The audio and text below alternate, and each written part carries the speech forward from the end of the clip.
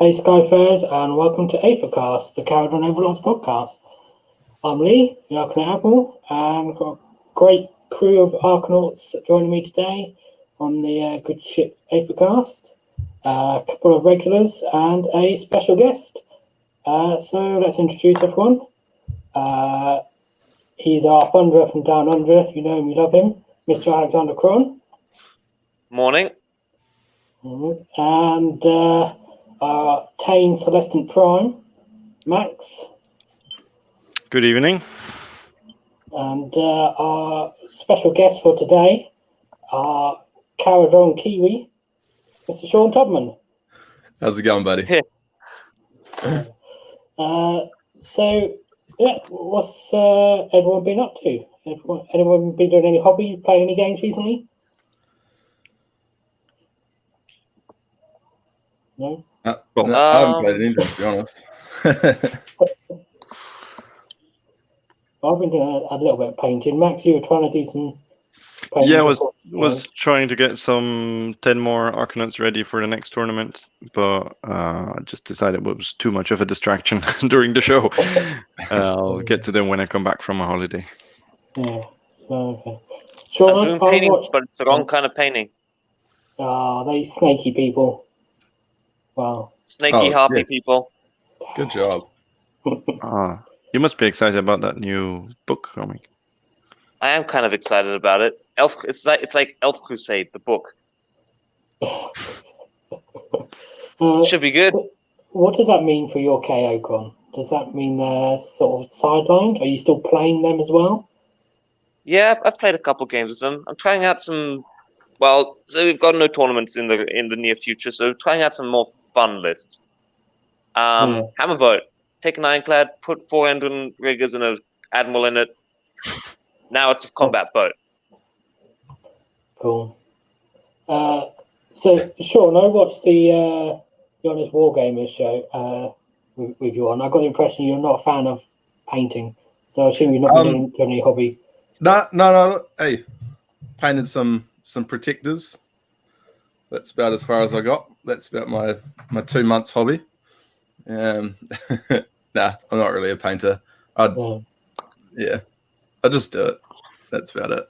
Yeah. You do it because you have to. Yeah, I do it because I have to. I don't hate it, but it takes a long time, and I'm slow. Yeah. Yeah. Some people sort of paint up whole armies in a week, and I don't know how they do it. Yeah. Hayden was a shocker for that. Yeah. It's so fast. It's ridiculous. Yeah, he did. Yeah, he did. Mm-hmm. Yeah. I think he is now painting some corn. Yeah. I gave him the other day.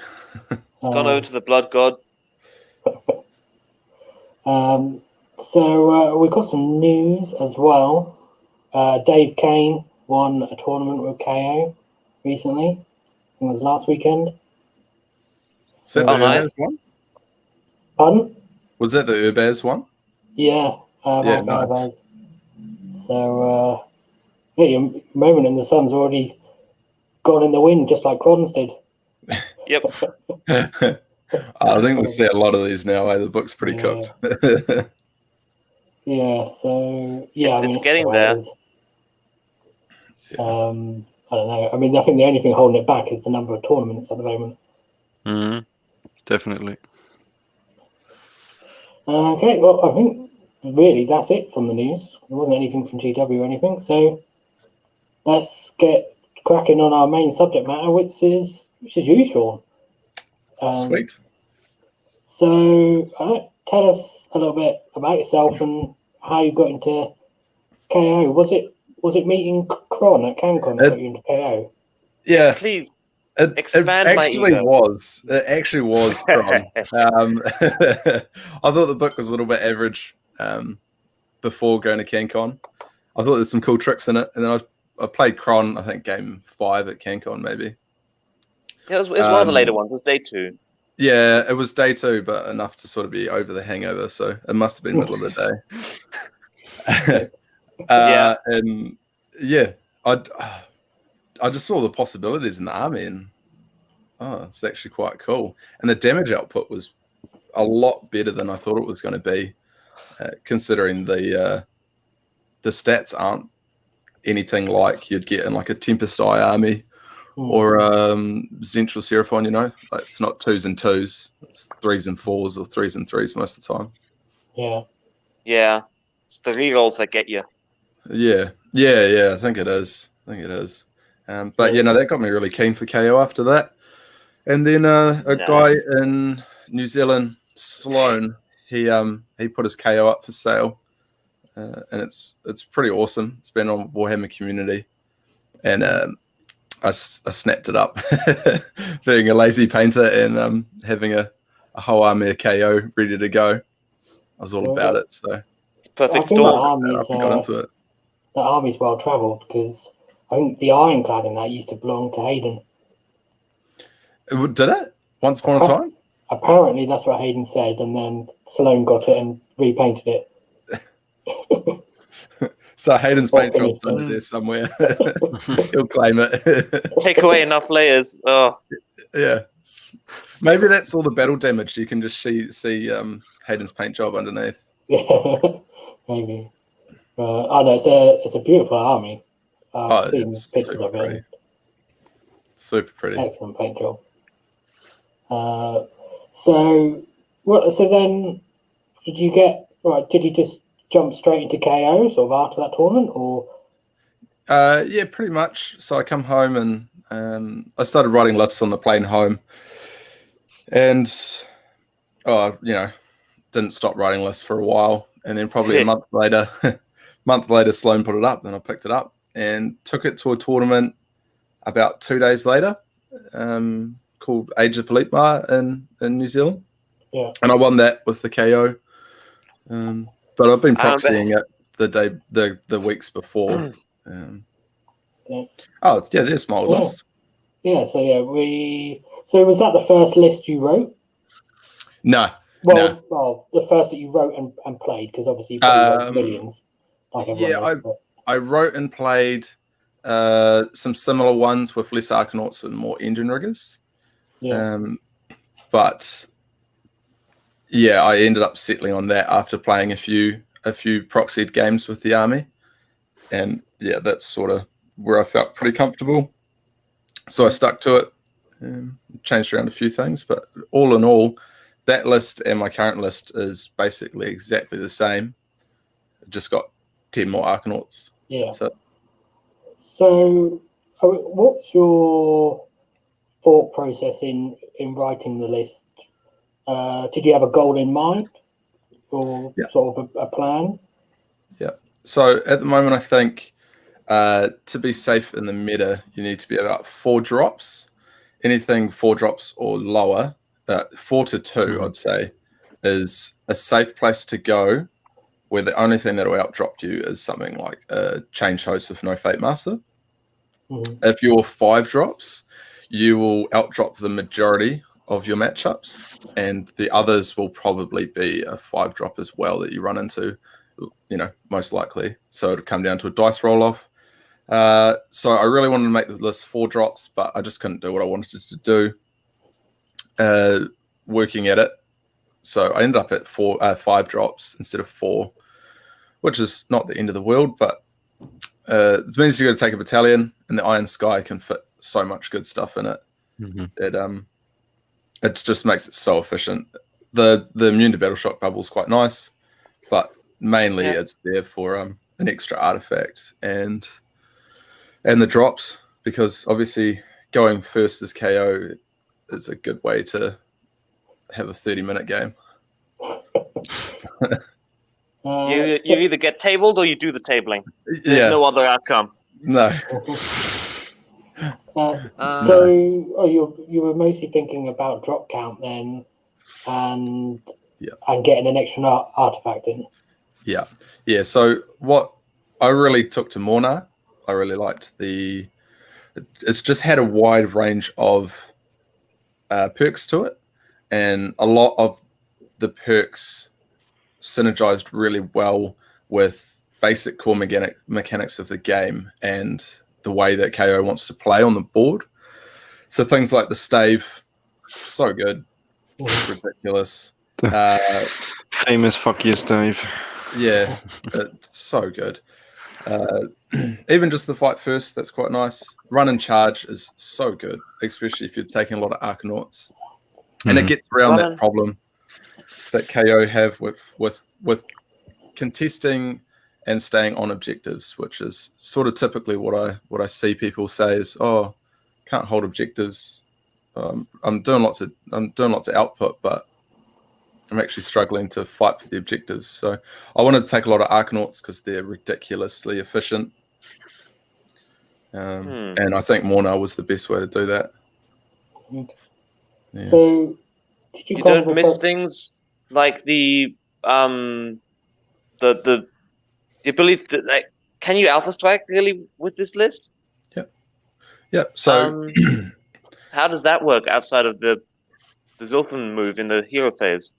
So ideally you don't want to go first. Yeah. If you do go first, to be honest, it's not the end of the world.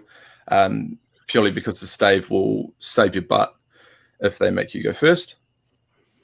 So going second means that they're going to push up, claim an objective. The Arkanauts have 19-inch threat ranges, so all the Arkanauts can hit almost every time. Ending Riggers have got a 30-inch threat. Thunderers are anywhere on the board. Gunhaulers anywhere on the board. Arkanauts anywhere on the board. Ironclads anywhere on the board. So first turn, if you want to go balls deep, you quite comfortably can. And quite typically, that's exactly what happens. The Ending Riggers will just zoom up and hard contest an objective. Ironclad will go somewhere a bit dodgy, and the Gunhauler will go up someone's ass somewhere.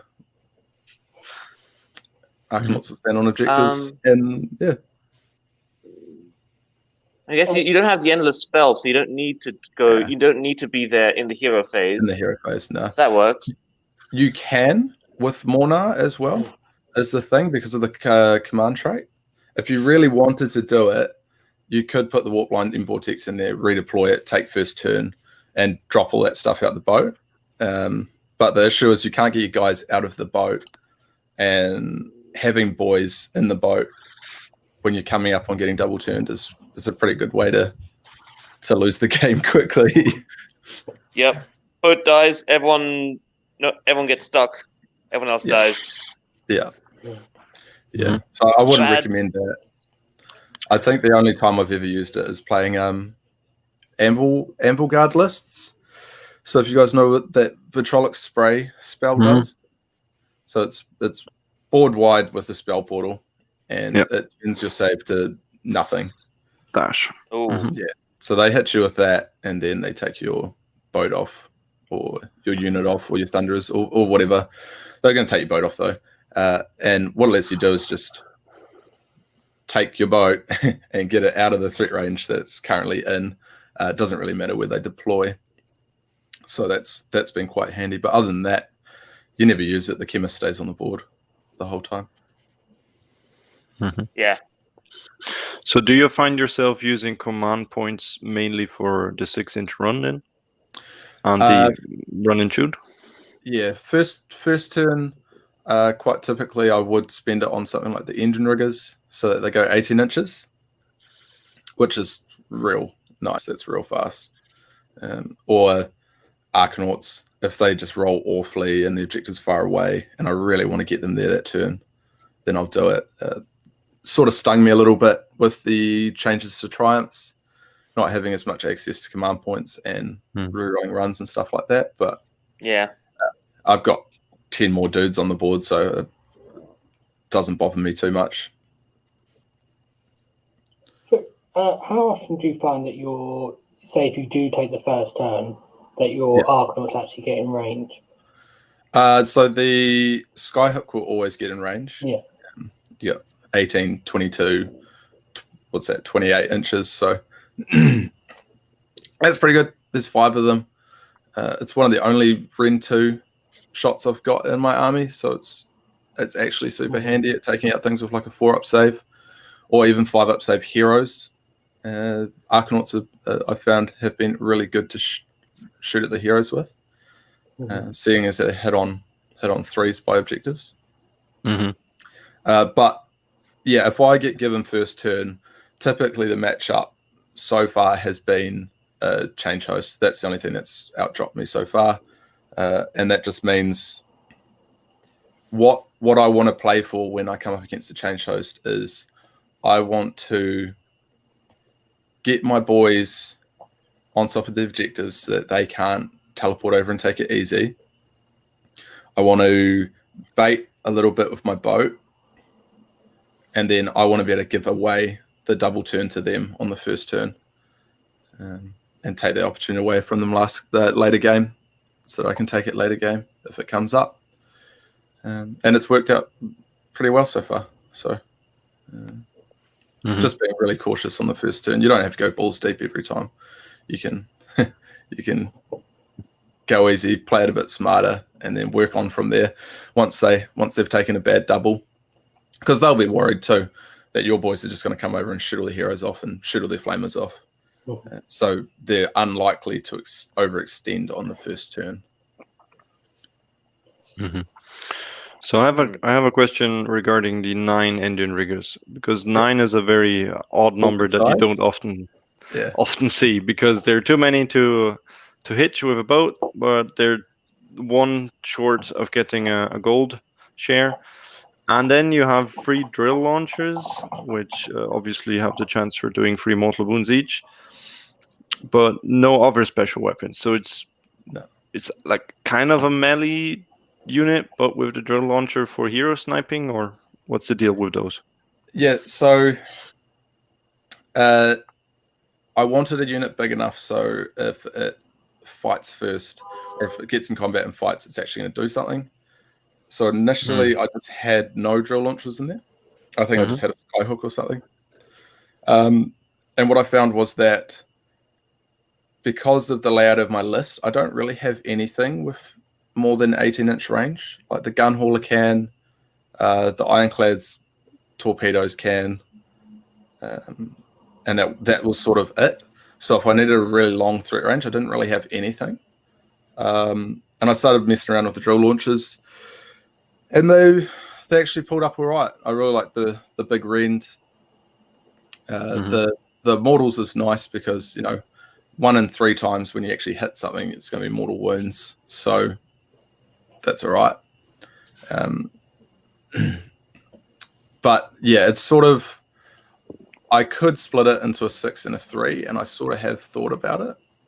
I sort of need to test it a little bit, but I do like the efficiency of just having 9, just spending 1 command point, putting them 3 inches past somebody's screen over top of it, or just bumping them up in front of somebody. It's also big and juicy. Like if you put that somewhere where they can kill it when they get their next turn, they're always going to go over there and kill that unit, which is kind of what I want. I want to take the heat off my Arcanauts and off my Ironclad, especially at the start of the game, where you can start taking out some of their threats and they don't just have like a big ball, which is kind of what you don't want to play against with Mhornar. You don't want someone to just ball.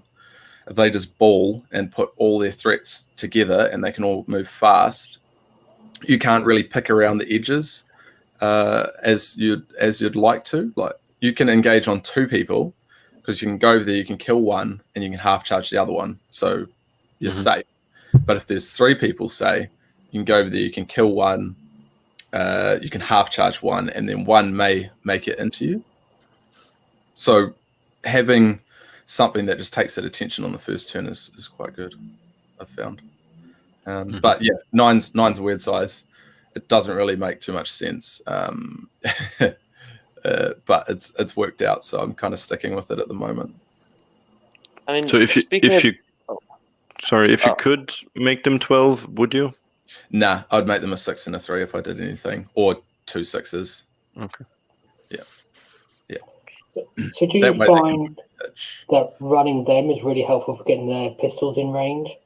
Yeah, absolutely. Well, it's 30-inch range on the threat range on the pistols in Mhornar turn 1, which is like you're not limited by the 9-inch teleport deployment. You just like they literally most of the time just jump over top of the chaff screen and just are stuck in the middle of the army. chewing into something a little bit tastier in the back. Like you need to deal with them that turn, or they're going to go over there and just start whomping your heroes up. And they still do enough damage to actually like kill things. In combat. Yeah, well, you got 7 attacks because the lad has an extra one, right? Yeah. So it's 3s and 2s, rerolling 1s. You'll kill. All right. You'll kill like 10-man units, whether it's got a 4-up save or not. That doesn't really matter. Like a 7-wound hero or something like that with a 4-up save, you could quite comfortably chop through those. You're not going to put it into anything too tough, but if you do need to put them there, you can just soften it up a little bit with some shooting first. Yeah. In theory, it's the same combat output as a full melee 6-man unit, isn't it? Yeah. So, yeah, just with some more versatility, that's all. And a lot of people are running 6-man units designed for melee, but then putting in a skyhook for +1 to charge or grapple launcher to stop retreat. So in theory, you've got more melee output compared to people running that. So yeah. I've got a question about the Ironclad because you have the volley gun. No, mine just has a volley gun on it. Okay. I think the cannon's better. The cannon's definitely better. Right. But when the volley gun pops off, man, the volley gun is the shit. It's mint. When you roll up you get 18 shots or 24 shots or something. Yeah. It's like that's like a whole unit of thunderers just from one gun off the Ironclad, which is super tasty. So I don't think it's a massive detriment. I think like the output, it should have it's 12 damage from the cannon, and the average on 46 is 14. So really, you should have 2 more dice, 2 more damage with an average output. But sometimes you roll nothing. It doesn't happen that often, realistically. Normally it's about 10 to 16 most of the time. But yeah, when you roll hot, it's real good. It's real nice. The range is a problem. Yeah, so I really like the idea of the volley gun, but in terms of practicality, the cannon is just so more practical. Yeah. But do you think that has dictated your choice of the drill cannons a bit? Because obviously if you had the cannon, you'd have the extra rend if you wanted to, and the extra threat range. Then I'd have some better threat range, right? I'd have that 24 or the 30 or 36 from the big shot. 30, I think. Yeah, so that would that would probably make me knock 3 drill launchers out and just put in a skyhook. You get those clippers out. Yeah. Cool. I don't think Sloan would be happy. No, I don't think Sloan would be happy if I dropped it off at his house and I'm like, hey, bro, I just cut the front off your like Warhammer community prized possession that I bought off you. Can you just you'd also have to ask him to paint the cannon for you. Yeah, well, I can't paint it like that. I gotta get him to do everything. Okay. All right. So for people that listen on the podcast, they can't see the list. So I'm going to quickly run through it. So you have, for your heroes, you have a chemist, who's a general, and he has the opportunistic privateer command trait because he has to. Yeah. You have a navigator with the Gale Force staff, and then another navigator with the flare pistol. And then you've got 2 units of 20 Arkanauts, 1 unit of 10. So all of those have the full complement of special weapons. Yeah, they do now. Yeah. And then we mentioned the Enriggers, where you have 3 drill cannons. Then you have 10 Thunderers, which are all rifles. Yeah, all rifles. Yeah. And then a gun hauler. That's the sky cannon. Yeah, it's got a sky cannon. Yeah. With the depth setter spar torpedo. It's really cool. And then we mentioned the Ironclad, which has the volley cannon, and you've got the hull plates on there, and then the Iron Sky Command Battalion brings you up to 2,000 exactly. Yep. So I guess the next question is on the Thunderers. I assume you've gone for all rifles for the range. Yeah. So typically they stay in the boat basically all game, unless I really, really, really need to chuck something down on an objective. I'll kick out the Thunderers and the Flare Pistol guy once his shot is shot. But at that point, you just need points most of the time. It's kind of a backup as well. Like the benefit of being Mhornar and having the Thunderers is that if somebody alphaed you and you lost your Ironclad first turn, however, the Thunderers can just run up the board and that'll give them a mint threat range, like 28 inch threat on the first turn if you did that. So you could reach over and smack people. But I think if your Thunderers aren't just getting dropped in front of somebody, I think you just go rifles, right? Like the ranges on the other guns are too short. You don't get the +1 to hit in the boat. I think if they're gonna primarily stay in the boat, you just want to go all rifles. Maybe a fumigator, maybe if you're throwing them out often. But to be honest, I'm not. I've got Arkanauts to sit on objectives. My Thunderers don't need to be doing that. So I guess my other question about your list would be, you mentioned about the change to the triumphs. Yeah. And obviously with the change in points, you put in an extra 10 Arkanauts. Yeah. Were you ever tempted, or are you ever tempted to maybe drop something out the list so you could have an extra command point, so you've got more consistency with your running in that first turn? Yeah, no, to be honest, I didn't think about a command point, purely because, well, first turn I've got 2. The engine riggers may run. Like, if I'm rolling for the Arkanauts and the engine riggers, that's 4 units.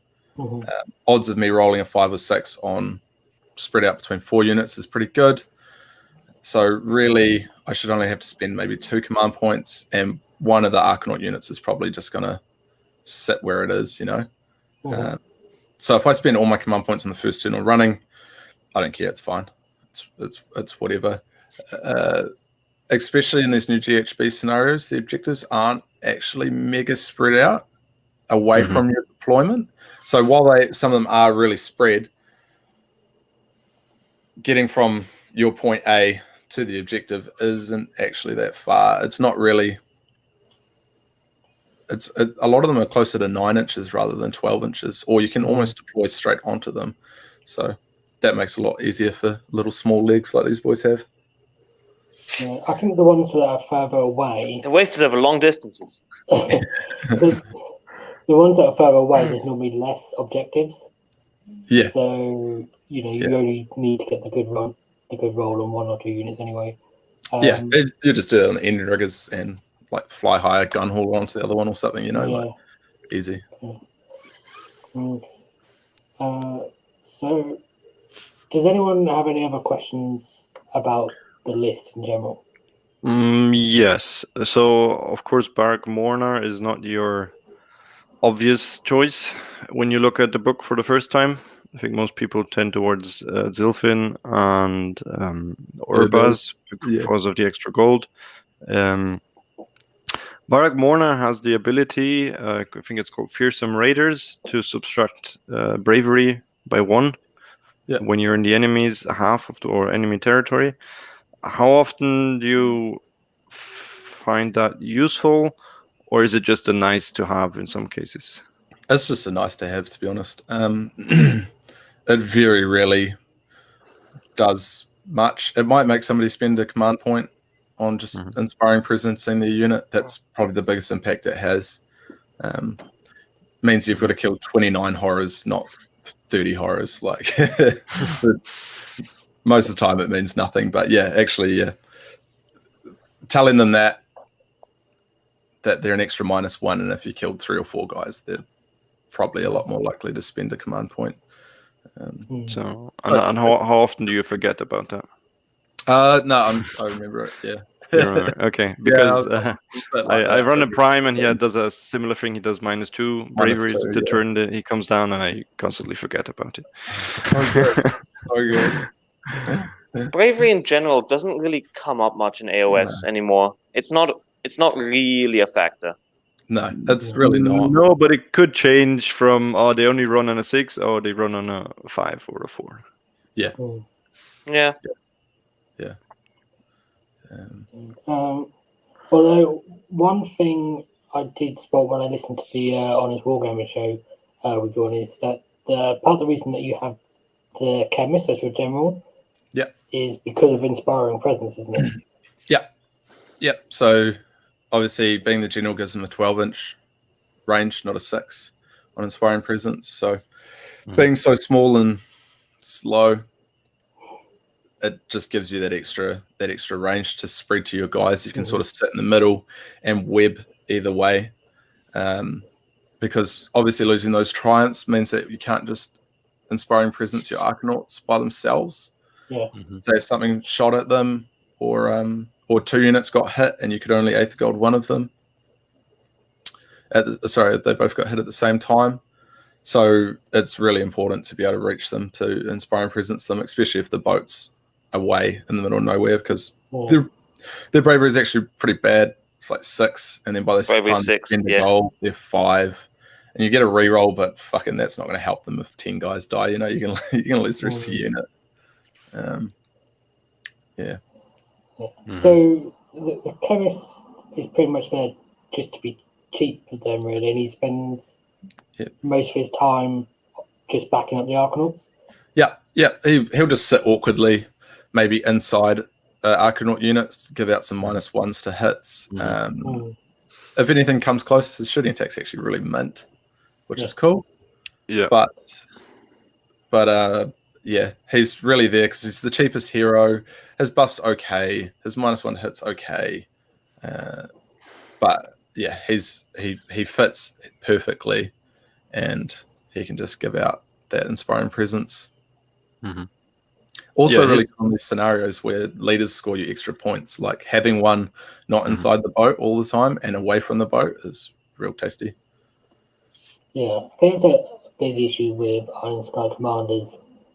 You kind of are tempted to put all of your heroes in that boat, and then they're all in one place. Yeah, it's not very handy. So, and I didn't actually really think about this before until I listened to your Honest Wargaming show, but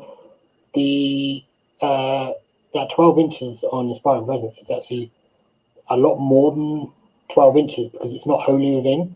Whereas, if you had an Admiral, then that would be 12 inches, but it's wholly within. And then the bubble from the Ironclad is bigger, but it's wholly within. So, in theory, you can, you're taking up a lot of space with your Arcanauts. You can actually get effectively a bigger bubble with your chemist than you can with the Ironclad. Yeah. Because they can stretch out. Effectively, it's like a 25-inch bubble around the guy from side to side, 25 inches wide. And then you've got a 10-inch move tops in either direction. So realistically, if you're playing him correctly and it's not from one side to the other, you should always be able to Inspiring Presence your guys or get the Ironclad close enough. Cool. I mean, I'm just impressed that this list uses pretty much none of the conventional wisdom, air quotes, Kharadron Overlord stuff, and it's just still smashing it every time. Yeah, which is awesome. It's really cool. It's pretty different, but it caters the way that I play really well, so works for me. I know Hayden picked it up for a bit in Palmy, and I watched him play, and I was just there like, "Oh, you're doing it wrong. You're doing it so wrong. Hayden, no. What are you doing?"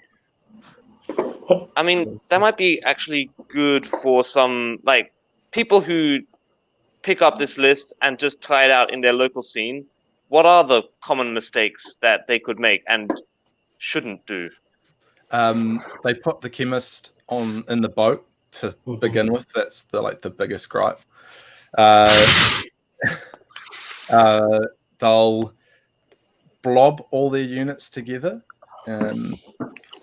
They'll not pre-measure threat ranges with the Ironclad. The Ironclad should never, ever get into combat unless you get double turned. It should be almost physically impossible for anybody to get into combat with it. So if you ended up in combat, you have done something wrong.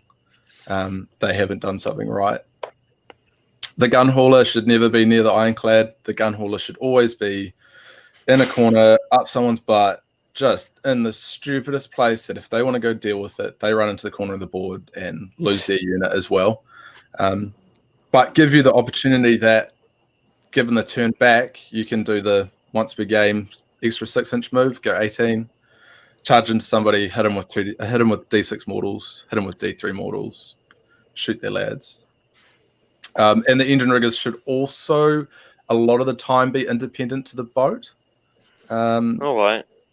But against all wisdom here, gun hunter away from boat doesn't do the 6-up pain. No. The chemist who has the opportunistic privateer command trait who can redeploy a boat, get out of the boat. And the riggers who can heal boats, stay away from the boat. This is completely different. But cool, I like it. It's cool. Yeah. It's what Mhornar should be. They're the odd bunch. They're the weirdos. It plays weird. It plays very weird. The riggers can go near the boat occasionally, but only when you want to bait somebody. Like if they've got shooting output, it's so good. You just put the boat there. Oops, I put it in threat range. Whoopsie. And the engine riggers are sitting on the back. Boat space is like 3-inch wide, whatever it is. And they just heal it up. They shoot the boat. Just heal it up. Yeah, that's cool. Good little tricks. It's funny because there's a lot of talk and joking when the book first came out about anti-synergy. So the fact that you're doing a lot of things that on the face of it don't make sense kind of plays into that. Well, this is like the king of anti-synergy. That's right? how the book should work. Do not use the synergies.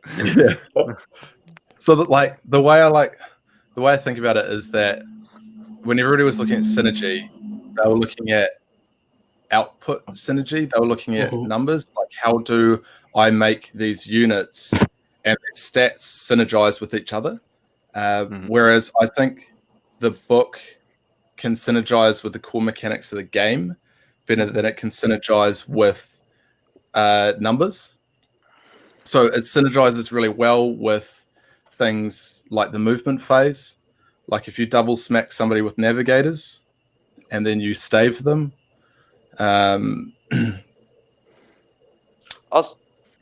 does that stack? So you'd halve their movement, then halve it again? Yeah, you quarter their movement. Yeah. Oh. Yeah. Maybe we should explain this. So the navigator has an ability called Ether Storm, where I think 36 inches is the range. Flying unit they can choose, which often people tend to go for the Maw Crusher or the big dragon or whatever, but it's a unit, so it could be even some flamer, anything. Anything from the ghost list. Rosa, everything from Night Haunt army. Rosa a D6 and a free up. It's half the move, or 6 gives an extra damage. And basically, what you're doing with the double navigator, you can double that and then quarter their move characteristic. Wow. And half the charge.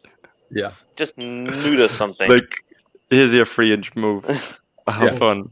Well, like eels are moving 3.5 inches. Like, eels fly. Oh, I like this. This is how I mean it interacts in the core mechanics of the game. Like, you come to the movement phase, you make their one awful with the navigators and the stave, and your one completely ignores the rules of the game. You just pick your stuff up and put it where you want it, and then what you don't pick up and put it where you want it, it just runs, and then it does what it's not supposed to do. It's not supposed to be able to shoot, but it can. So now it's moving further than intended, and it's shooting, and you're just placing your guys somewhere. It's quite cool. It's different. It's a very clever list. Yeah, well done. I like it. So It's a very interesting way of just looking at it. Just just go for mechanics rather than I'll get a lot of base damage if I do this and this and this with this unit. Yeah. Mm-hmm. Well, the thing about having a shooting army is that your output should be your whole army every turn, basically, right? Like, so you should never be struggling for damage with a shooting list.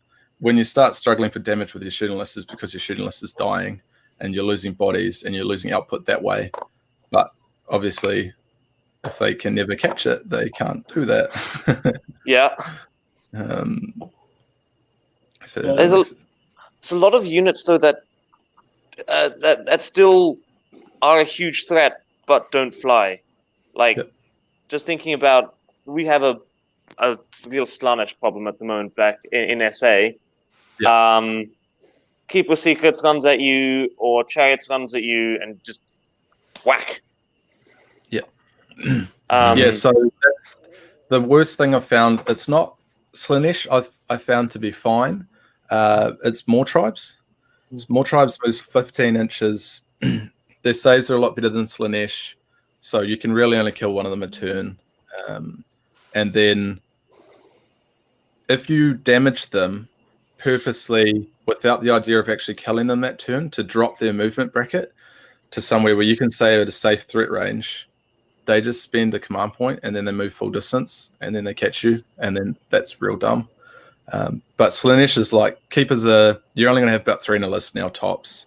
If they ball them together, you can slow one of them down before you get there, drop your next turn, shoot one off, slow the other one down. Now they're only moving like 7 inches. Now they only have a 13-inch threat range. They're not a worry. They're not a worry. You can make people spread too. Like, the worst thing they can do is ball all those keepers up together, or ball all those chariots up together, or frost lords, or whatever, because that makes it really hard for you to actually attack it. Right, which is why you deploy. So you deploy your Ironclad over there, and your balloons over there, and your gun hauler in a third corner somewhere. I don't know. Yeah, no, exactly. To spread people's armies out, because that's how our army plays best, is when people aren't balled together. Unless you've got the Warlord and Vortex and Alpha Strike, but yeah. It's one of those interesting things when you especially tell people that you can teleport and you have to be 9 inches away, that they start zoning out space and spreading their army out to places where they don't necessarily want it to be anyway. So that's what I found playing Kron at CanCon as well. It's like, I'll string grots here and here and here, and I normally do this anyway, but I don't do them in my backboard, you know. I don't spread my heroes out like that, stagger them so that you can't put your stuff down. And I just saw all the possibilities, all the like the skill cap janky stuff to play. Yeah, the skill cap to play is so high. The skill ceiling's massively high with this army, but it doesn't lend itself very well to learning how to do it. I wouldn't think. There's a lot of unwritten stuff, like it's not in abilities and stats and rules and crap. It's just, it really is a lot of actually playing the game of Warhammer. Would you say a lot of the time you're playing your opponent more than you're playing your army? Yeah, that's probably fair. I get the impression that you're... I've just seen Hayden's in the chat. I get the impression that you're sort of choosing what information you give your opponent a lot, and sort of you trying to play mind games a bit. Is that fair? Yeah. Like, everybody's always going to ask you what your threat ranges are, right? When you're playing against a shooting army. So you tell them your average threat range. You tell them, there's a 42-inch threat range on engine riggers with mortal wounds. There's a 48-inch threat range on the gun hauler. Like, so, sort of see if they chuck their hero somewhere a little bit where they don't want it, somewhere a little bit silly. But it's, if they don't really know what you're doing, then they're going to start doing weird things. Like, they're like, why is this whole army spread out all over the place like this? And then they're all going to start spreading. Like a lot of Warhammer players, they write a list that's basically pre-written for them with sub-factions and battalions. Then the list plays one way.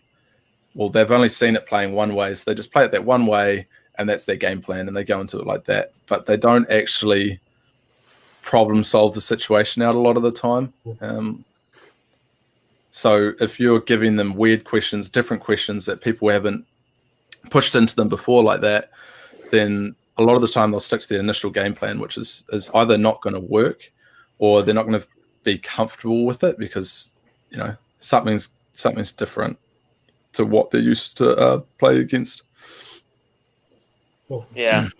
But I always find one of the hardest things to play against is when your opponent makes you make choices. Yeah. As soon as you're made to make choices, that's when you have the potential to make a mistake. Yeah.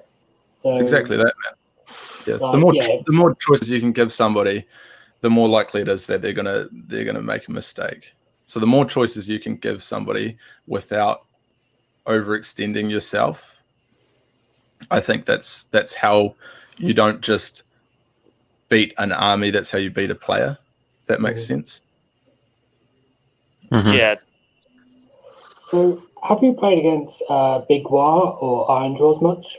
Yeah, I played Iron Draws at the tournament, and that was one of the ones where I was like, I think this is one of my worst matchups because nothing really flies. It's all very fast.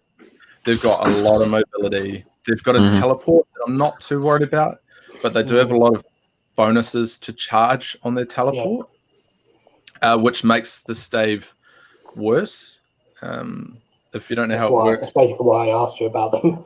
Yeah, it's the mechanic. You half the dice and then the modifier. So if it's a modifier like entangling, it's awesome. But if it's a modifier like +3 or +4 to charge, that's when it's getting closer to being an issue. But yeah, +1 or +2, it's not enough to get around the stave. But when you got some big Iron Jaws numbers, like you've got +3 to charge, and then you roll 3d6 and you take all the dice, that's when you can actually teleport and get into things like the boat. Yeah, their movement as well you can do. Be surprising because, like, a lot of Iron Jaws players or Big War players will put their hero phase move on the Maw Crusher or something, but I've seen smart players will put it on a unit of brutes or Ard Boys or something, The pigs, the Gore Grunters, they'll get you. Yeah. What are they, 9-inch moves? So it's like 18 inches. 18 inch plus charge. Yeah. So I'm well aware that that they're not a good matchup for me. Fortunately, having Arkanauts means that I can screen, because while they don't fly, which is a detriment to me, is also a detriment to them. That you can screen with having 50 Arkanauts on quite easily. Yeah. No, I still love the screens. You have to, just in case, always put something in front of that ironclad in case something happens and they just get a smash right into it turn 1. Yeah, you can't play the game without screens. Doesn't matter what you're playing. You need something. Yeah. Okay. So let's start talking about some of your games, because that might help give us some more insight. Yes, sweet. So you played Zenith first. Sorry, pardon? Are you going to bring up their list as well? Yeah. I can find it. I got it correct. Oh, love it. Yeah, mate.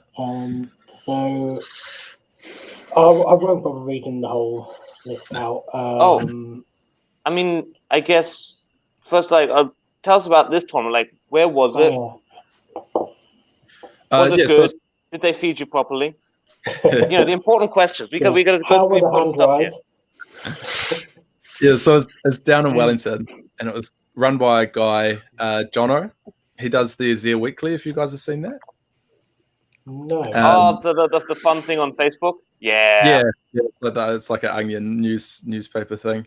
It's pretty good, actually. Check it out. He always gives you chocolate fish at the table. So in terms of feeding us, Probably not enough for me, but chocolate fish is always cool. Chocolate fish is always good. Yeah. But yeah, it's what are chocolate fish? Are they actually just chocolate? Hey, chocolate it's fish? like a little marshmallow thing with chocolate on the outside, Right. Okay. shaped like a fish. But yeah, it's at a convention that we have every year called Call to Arms. Typically, it's between 20 to 30 players for Age of Sigma and 40k, and then there's a bunch of other systems that are squeezed in there. But it's normally a pretty good tournament. It's at a good venue. Yeah. Right around the corner from where I stay, so it's mint. It's perfect, actually. There's no beer on site, so that's good for me, but also really disappointing. It is disappointing. Yeah. You got to start doing it at licensed venues. That's when the real fun starts happening. Yeah. I always definitely look forward to the licensed venues. They're a lot better for me. Yeah. So was there anything? It was a 5-game tournament, wasn't it? Was there any special rules, or was everything pretty much standard? No, so I really wanted to play the realm rules because you can abuse it pretty hard in Mhornar. But we didn't play realm rules, so that was probably a good thing for everybody else. There was no extra stuff. We just played the secondaries from the GHB. So I sort of just quickly worked out which ones were reasonable and which ones were situational, and then which ones were a complete waste of time. And just picked those. So I think there's only about 3 in there that were just a complete waste of time, and maybe 3 situational ones, and the rest KO kind of loves. Like, they're totally fine. How many of them did you have to pick per game? Was it 2 or 3? 2 per game. Yeah. So I think there was only 1 game where I didn't get all of them. Yeah. So I think I literally only dropped 1 point the whole tournament, I think. The 2 gives you a bit more choice, because I think in the GHB it actually suggests for tournaments to use 3. That's a lot. Yeah, I mean, that basically means you're just picking the 3 you don't like and saying, well, I'm just going to not use those 3 because there's only 18. Yeah. Well, it depends if they make you choose a new one every game. Oh yeah. Because the last tournament I attended, they said 3, but you could recycle those and use them again. So it was basically always the same 3 that you chose. Could you recycle, or did you have to pick new ones? No, you had to pick new ones. Yeah, I think 2 and picking new ones every game. That's a pretty fair way to do it. Yeah. Yeah. Cool. But yeah. Game 1. Yeah. So this is not your typical Zinch list. What battle plan was this, by the way? This was. Let me find the pack. Starstrike. Starstrike. I'm pretty sure. Okay. I'll pull it up while I'm here. He was a very new player. It was his first tournament, and he's obviously playing a Guild of Summoners Zinch list. So a bunch of little casting heroes, a bunch of Kyric acolytes to get casts off, and he had some Zangors and Skyfires and 20 Zangors, stuff mixed in there. Cool. This game was not. This game did not kick the tournament off well. It's the guy's first tournament. He'd never played before. Jono was kind of like, "What did you do? This is not going to be. Don't worry about this game. Play the next one." And it was very much like that. Like, he took first turn. He moved up. He zoned his heroes at the back, okay, but not well enough. He'd come too well into my threat ranges. I never take the double 1 to 2, but first turn I shot off all but 1 hero, and then took the double and shot the rest of them off. And that means his list doesn't work. It's Guild of Summoners. He needs his heroes alive to summon. That's where the power of the list comes from. Yeah, it's just like, it was literally, he played his first turn, then conceded. It wasn't. There was nothing fun for either of us, really. It was just kind of like, sorry, bro. Like, you can't I mean, slug up with that placement against the army like this because I'm just going to just take it all off. So, did you say that was actually his first ever game as well? Yeah. No, not his first ever game. He'd been playing for 18 months or something, but it was his first ever tournament. So, well, I thought he was going to play quite well. He thought about all the right things, which was great. He zoned the board really well, which is good. He just left heroes too close to the side of his screen, which meant that I could just run, end up nice and close to it, and just brap it. Like he had heroes within 3 inches of the screen, so even if you deep strike the boat, the big gun could shoot them. And they all have 5-up saves. Like that's just rubbish. Like they just evaporate when you look at them. Yeah. I've heard the big thing about the Ironclad is if you can get the carbines into range or something. So if they're just within 3 inches of the front of the screen, then they're going to be in range. Yeah. So I guess that's the sort of situation where you need a bar on site. Yeah. That's exactly what I was saying at home. Because he was coming to the teams event the following weekend that ended up getting cancelled because of COVID. Yeah. But I was saying, if this was next weekend, man, we could have gone to the bar, but now I don't really know what to do. Give him a chocolate fish. Yeah, get him a chocolate fish. Aww. Yeah, so. All right. But it's a cool list. I like it. It was cool. It was a very pretty army as well. He won the best painted, so the table looked awesome. Oh, well. Then, awesome for him. Yeah. First tournament, wins a prize. I guess there's not a huge amount to really say about this game then, but for anyone that's maybe thinking about picking up the list, how on say Star Strike, because this is what the battle plan was. Yeah. Do you sort of spread your Arkanauts out to get to where the 3 different locations of the where the objectives could go, and then where do you put your ship, and how do you deploy it? So deployment's pretty typical. It would normally be a 10 or a 20 in the middle, and then a 10 or a 20 on the flank. Normally I'll load one side, so I'll leave on Star Strike, I'll leave a 10 in one of the corners, the left-hand or right-hand side, that 12 inches in where the thing's going to land. Then I'll go 20-20 with the arcs, and I'll load that side up and put like the gun hauler on the left-hand side with the 10 guys, but in the back, so that I've got that objective covered by 10 Arkanauts, which is enough.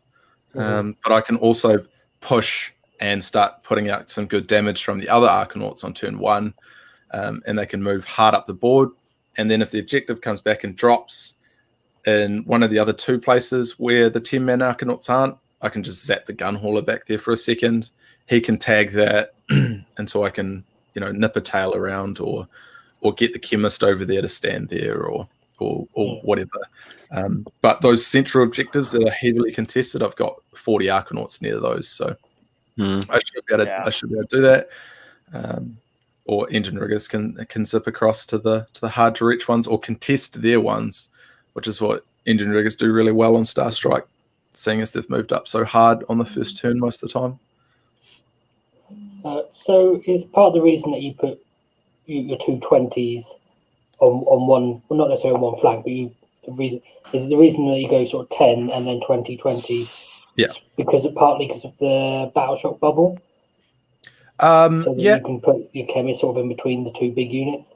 Yeah, that's part of it. The other part is that, like, I think about the game as there's 3 grids of that game. So you play in 3 parts of the board. I'm going to put the majority of my stuff in 2/3 of the board. So my odds of it working out for me is the highest this way. If I keep this concentration of my army in 2/3 of the board, and then they're going to pull their models towards my models, which will leave that other third of the board quite open, which makes it really easy to teleport and move back into that part of the board if objectives do actually end up dropping out there. If they don't, it's fine. My army's where it needs to be, even though it's really slow. Yeah. Okay. Has anyone got any other questions about this game at all? Or Starstruck? No. I can see what happened pretty clearly. Yeah, it's just it happens sometimes. Yeah. It's like they're the ones where you're like, oh man, this is the You bad. feel kind of bad. KO. Like the bad side of KO is when you do things like that. Like somebody literally plays turn 1 and then they concede in their turn 2. So they honestly all they've done is just run their models forwards and then take them off the board. Like that's not fun for anybody. Like that, I'm not having fun there. I'm just rolling dice at you and then they're not smiling. Like they're not having a good time. Okay, so game 2 then was Stormcast. Stormcast. You can see those often. We played Stormcast twice, I think. So, was this? Were you relatively top tables after your first game? Yes. I would have got max secondaries, max everything. Oh, cheers, buddy. Chicken delivery. Awesome. Yeah, so I would have been max everything. So the top of I think it was table 2 or something. So I would have had 20 points or whatever the cap was at that point. So Mark had obviously absolutely smashed his first opponent as well. And he's a pretty good player. He's been around the scene for a while. Always plays kind of weird Stormcast lists, but he makes it work. And it's got Gotrek in it, and I love playing Gotrek with Mhornar. It's amazing. So good. Yeah, you can bury him in shots. He's just pistol shots. He's just so easy throw dice at him. So easy to kill with KO. And he will never do anything. Like I think he killed 4 Arkanauts in our game. That was it. Well, I guess your ideal scenario is your opponent runs forward, like into range of pretty much everything from your Arkanauts for pistols and all, and that's kind of what Gotrek wants to do, is run forward so he can get to you as soon as possible. Yeah. Typically, you'll find that most people would run forwards either because they don't know what to do, they'll just move at you, or because the objectives are there, so they go, well, I don't know what to do, so I'm just going to move hard onto the objectives, which means that everything's in Arcanaut range. This one was focal points. So 5 objectives. They're not overly spread out. I think they're about 24 inches apart at most. And then 12-inch increments from each other, which is quite good. It's quite easy to get around on. But he did have Gav and the old school Evo bomb. That was going to make my life a lot harder than it ended up being. He can stack +6 to charge or +9 to charge, which would mean that he'd get in to my boat no matter what he rolled. And the Evos with their mortal wound output would get through the boat. I think they'll get through the boat. They should do about 10 mortals. And then I think that they're 3 attacks apiece, 2 damage, no rend. So you don't have to slip up on many saves for them to kill the boat.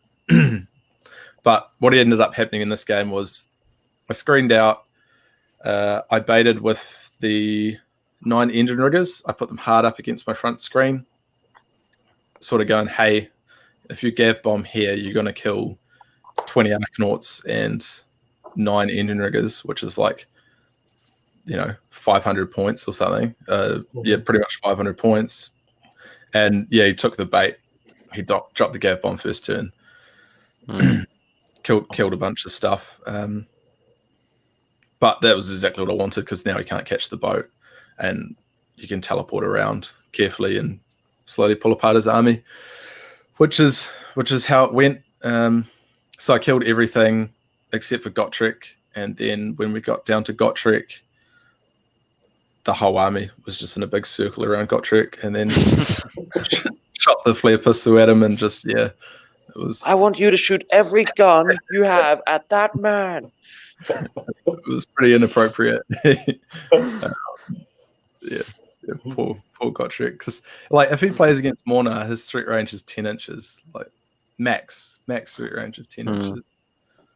So over two turns is max. Like if I take the double at any point, Gottrek's max threat range is 20 inches. So that's like absolutely rubbish. Like, he just can't do anything.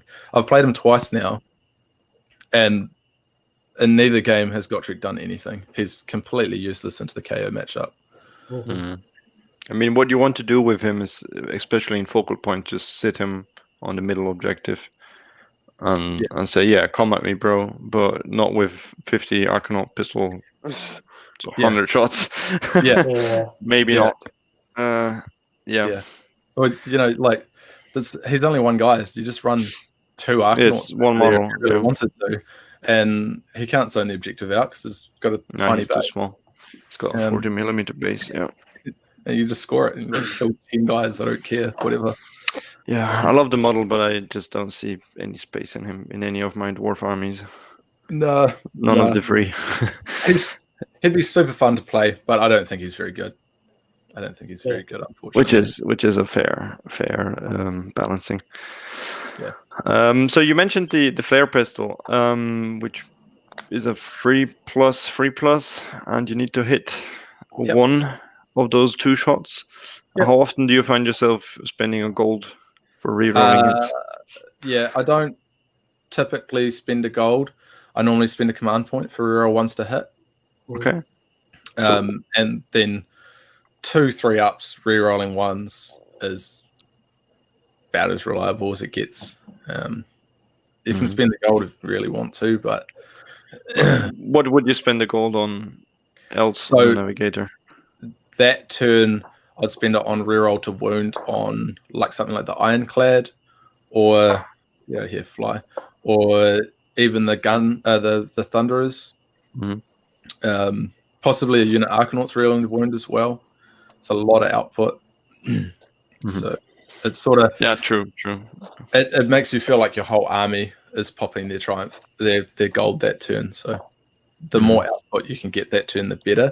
And it's normally just focused on like obviously just one key unit, like a Nagash or a big block of something tanky with a 4 wounds and 4 up save, or Gotrek. But so a lot of the time you can sort of work through, leave those highest output units like the boat or the Thunderers or your 20 blocker Arcanauts, shoot them last, and then you can see if you actually need to spend that gold on something like that boat that turn, because ideally I like to leave the gold on the boat for saves until I can see the direction that the game is going. And then once I see the direction the game is going, I can just foot on gas even harder, drop it on shooting output on the boat, because the boat really wants reroll to hit, because torpedoes are poos. Yeah. I bet. Always poos. Although they reroll ones. I know they don't reroll ones because you're not Zilfin. No. Yeah, then you want you want to do it on the hits. Yeah. Okay. So what did your opponent do with his comet? Did he just put that on top of your Arcanauts and stuff? I'd grouped, knowing the comet's going to hit me. That's whatever. So he hit pretty much my whole army except for I think the gun hauler with the comet on turn 1, which is fine. The whole army's just going to run away from it anyway, first turn. Because they can run and shoot, they don't get stuck within range of the comet. They should never get stuck within range of the comet unless you want them to be. So I'll happily put it there. He's only got 1 caster, so the quickest he can cast again is turn 3. I've got Unbinds and he has no buffs to cast, so there is opportunity to stop it. And by turn 3, my army is so spread out, the comet's not going to do a lot. Yeah, fair enough. So don't think I've got any other questions about this game or this or how you play focal points, really. Yeah. Is anybody else? don't know. No, I don't think so. No, it's got lots of objectives. KO loves any scenario with lots of objectives. I guess the only thing I'm that's interesting, I guess, is that they're not using this as the last game. Usually, focal points gets put as the last decider game for the top table in tournaments. Yeah, we had both the new scenarios for the last game. Oh yeah. I think what sort of as cool factor is we'll put them as last games. Yep. So everyone with a sore head on day 2 can try and remember what these do. Learn entirely new missions. Go, wait. Can you or do you have to remove objectives right now? Or what's going on? Yeah. Okay. And you got your secondaries in this game as well, I suppose. Yeah, everything. Yeah, and I picked the cocky ones too. I picked like kill all of his heroes, and he picks a hero, and I have to kill it. So he picked Gotrek, obviously. I was like, fuck you, I'm killing Gotrek. He sucks.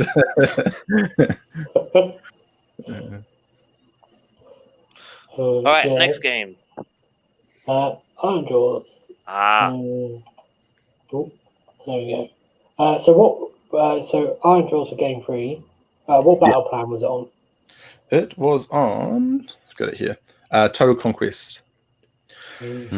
So real cool scenario. Now I really like it. I really like that you score more points for leaders on objectives, and I really like the mechanic that taking objectives back scores you extra points. Yep. It was always one of my favorite ones pre this GHB, but I think it's just got better now. There's so many layers to play in this one well. It gives you so much opportunity to outplay your opponent, which is really cool. And yeah, it's Iron Jaws. So this is sort of one of the matchups that I was really interested to see how it goes, because I think it's a good matchup into me. Where he does have a Mega Boss and War Crusher, so that guy is going to do nothing all game, but the rest of the stuff is fast enough. And he had the Iron Fist Battalion, which lets him use multi-destroyers once per turn for free. Yeah. Once per turn, or so he gets to use it for free somehow. So I'm guessing he was then using that on other units instead of the Maw Crusher.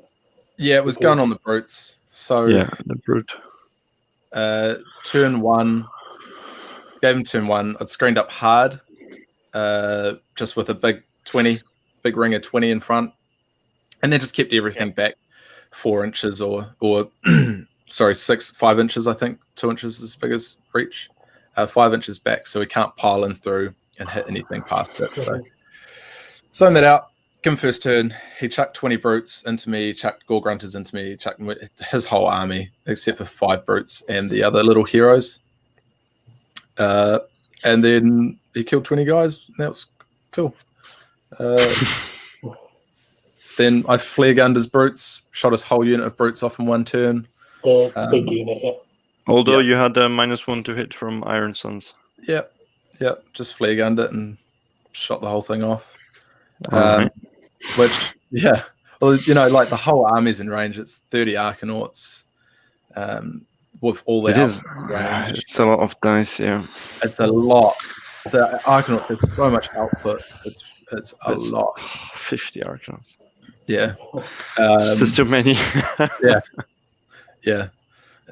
But yeah, I shot all that off on the turn. He can charge in my charge phase.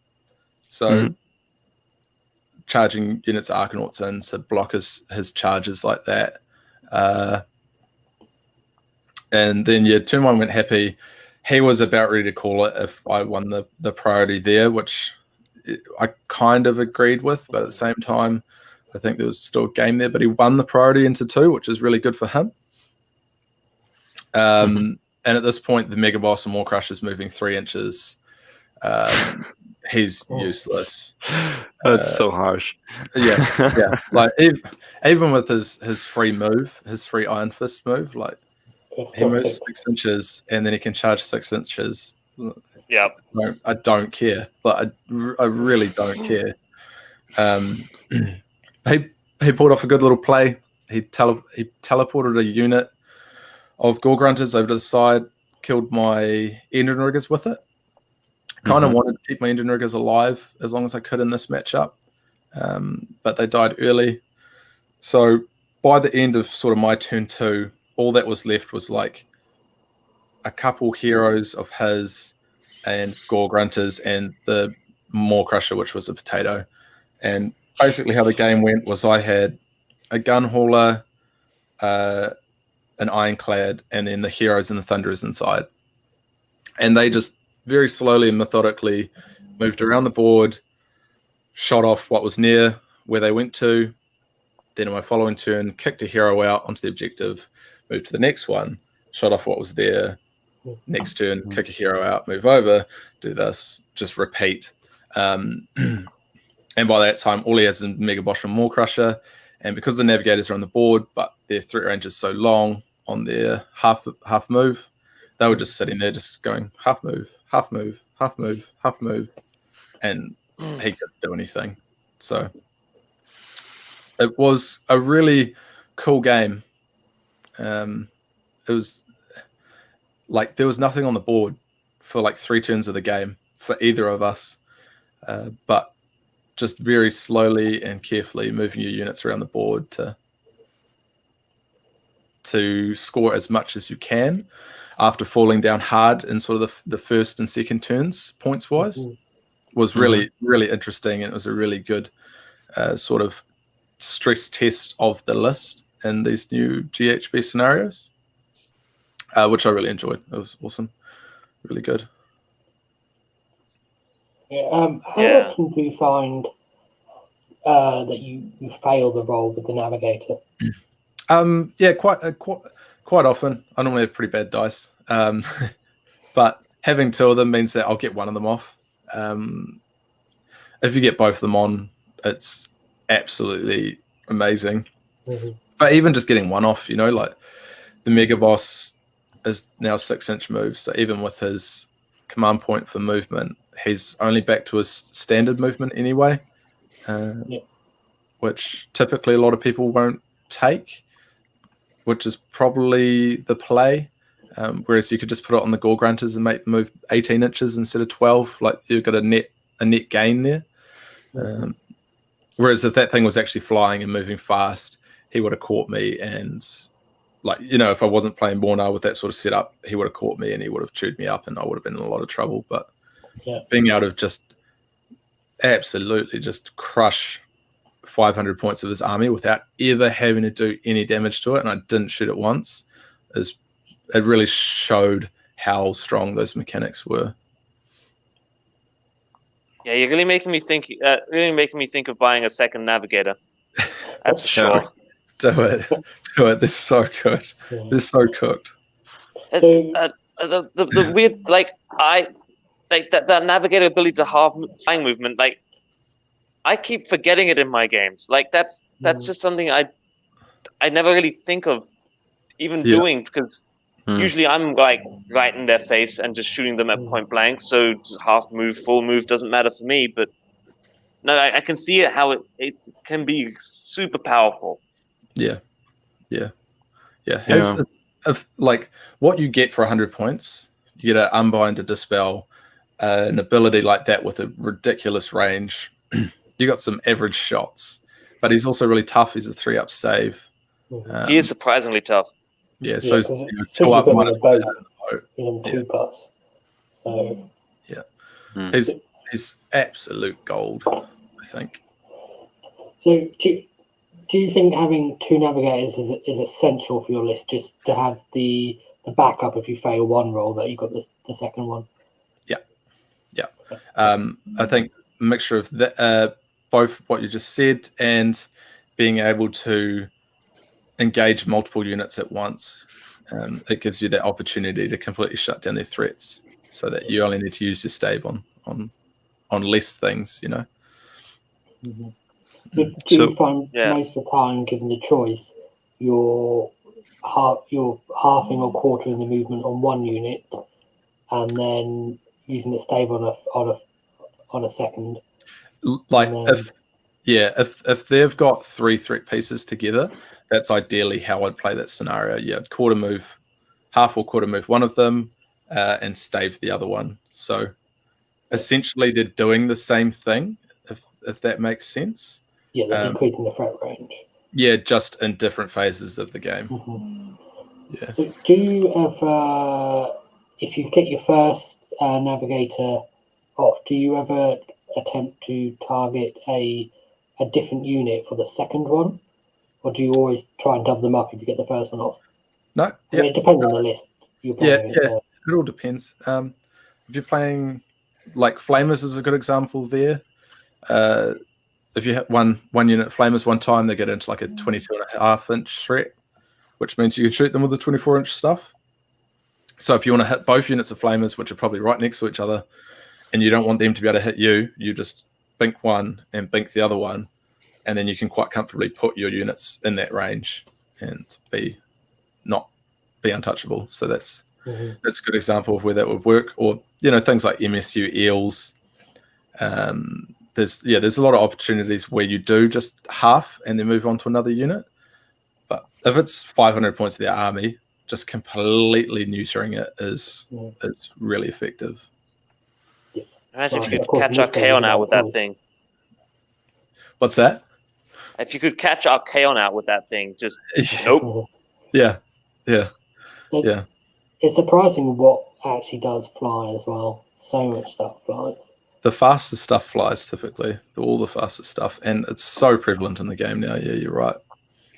Surprising what doesn't fly. You thought you look at this. Oh, it's a big bloodthirster with big wings. No, Scarbrand doesn't fly. Wait, what? He needs to walk. Yeah, and he isn't even fast. He's just stupid. Okay. So, I don't need 2-year-old ones to hit. My Ironclads do that naturally. No, he doesn't fly. Oh. Yeah. Oh no. that was a sore moment for you, was it, Cron?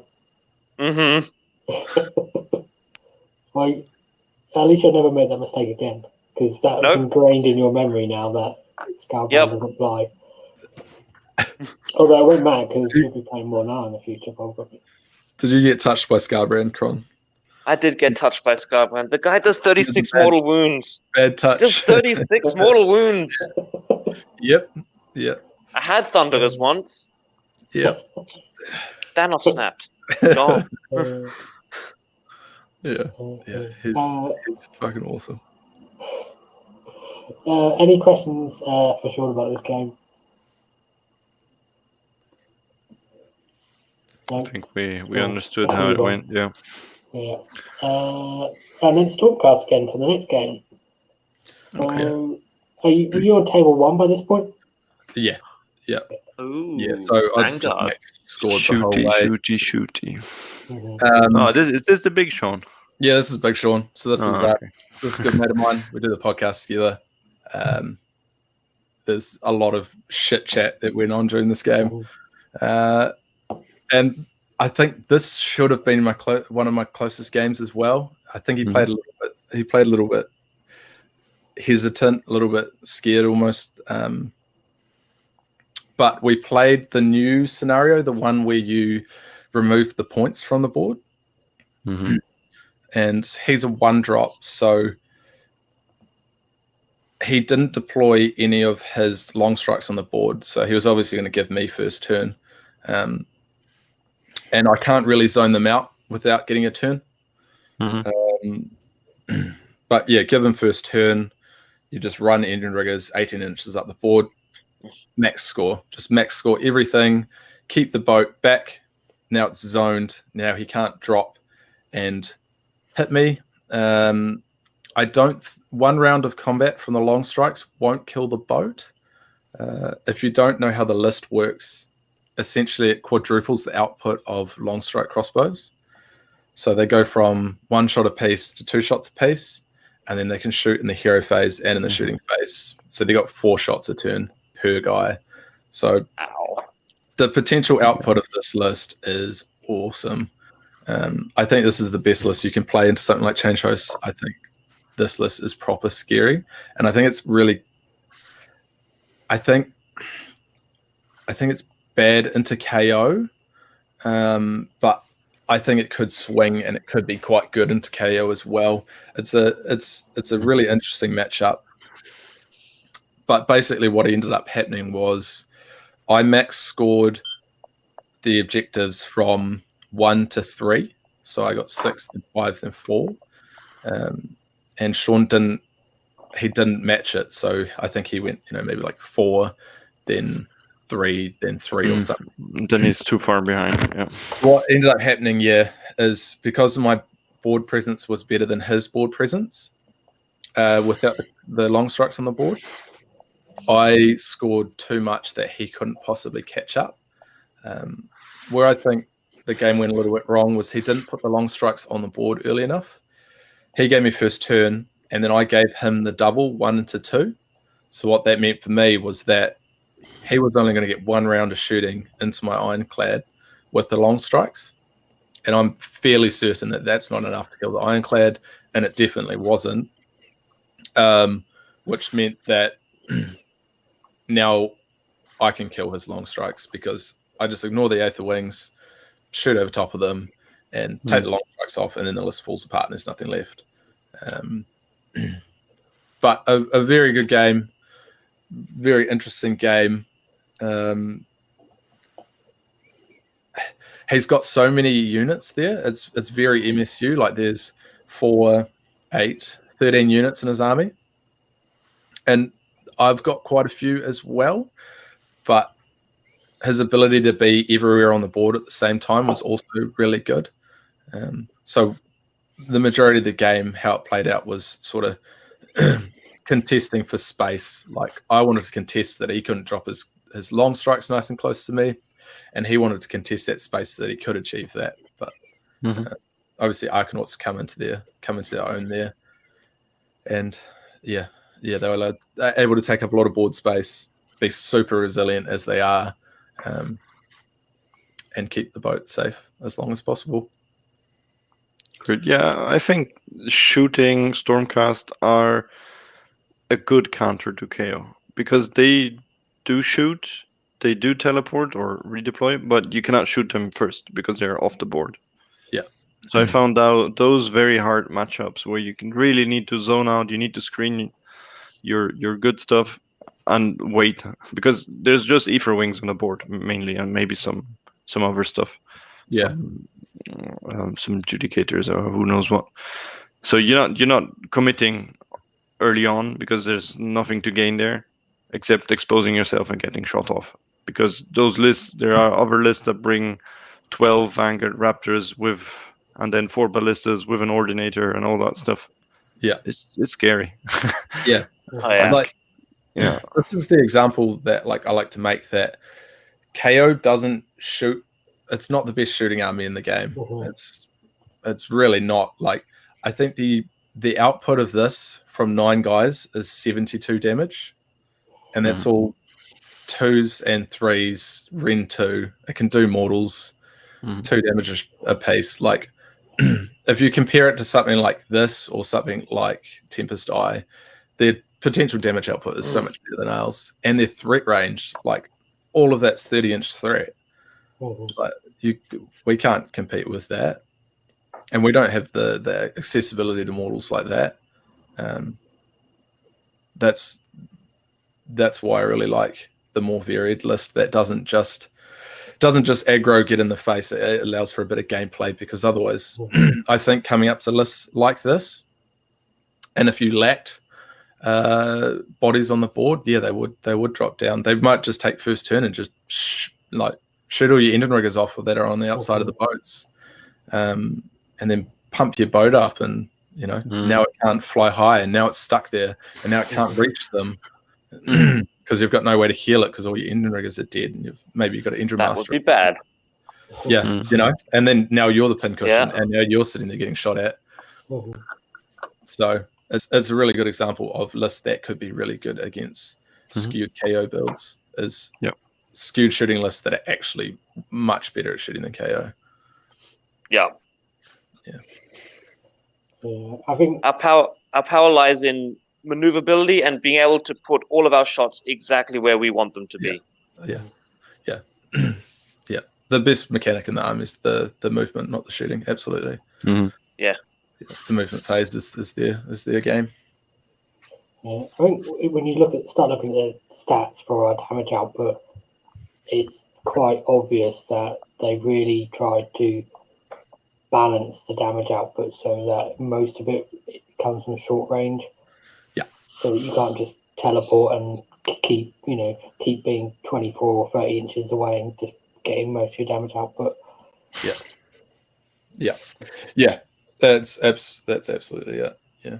I think that's why people have a lot of trouble with things like the double turn, is that they have to get so aggressive to get all their damage output off.